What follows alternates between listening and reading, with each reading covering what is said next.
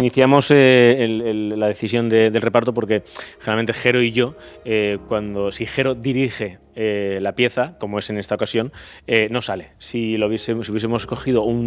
nosotros o hacemos casting para escoger un director o actores. Entonces, si Jero dirige, pues entonces ahí hace falta el resto de actores. Con lo cual, el otro que quedaba era yo, que salgo, y además Jero suele escribir para personajes, y en este caso escribe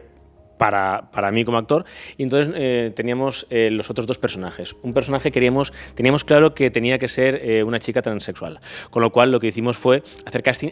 a todas las actrices, tanto de Madrid como de aquí, y fue realmente complicado porque queríamos ver a todas. Y al final descubrimos que después de hacer varias pruebas y traer gente de fuera, descubrimos que había una chica joven aquí en Valencia que, aparte de trans, era una maravillosa actriz y súper jovencita, con lo cual a Jero no le cuesta nada, y reescribimos la función para que Candela hiciese este personaje, porque nos enamoramos de ella como actriz, y entonces al reescribir la versión, porque originalmente el personaje de Candela era mi profesora y tenía unos 15 años más que yo, y en esta ocasión, al ser más joven, lo reescribió Jero para que pudiese hacer Candela el personaje, y entonces era mi alumna. Y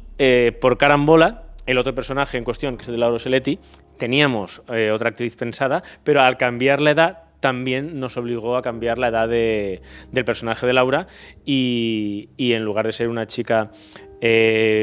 más joven, pues es una mujer pues con su madurez justa, como es el caso de Laura Seletti. En el caso de Candela sí que hicimos casting a un montón de chicas, pero en el caso de Laura, al cambiar y coincidir que la edad del personaje coincidía con la edad de Laura Seletti, que aparte de una gran actriz, una gran profesional, es una amiga nuestra y de mucha confianza, pues decidimos que qué mejor que trabajar con la gente con la que estamos a gusto. Y entonces el elenco se ha quedado nosotros tres y el señor director, que se vendrá de gira siempre que sus compromisos profesionales lo permitan.